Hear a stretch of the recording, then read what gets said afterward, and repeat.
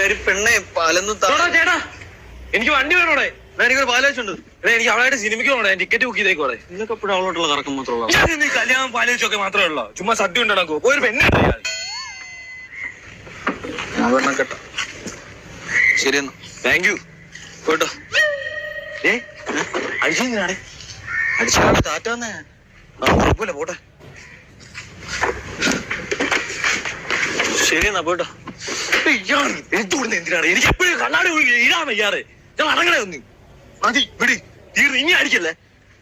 ഈ പോണോടെ അവള് വെയിറ്റ് ചെയ്യോളെ ഇത് സ്റ്റാർട്ട്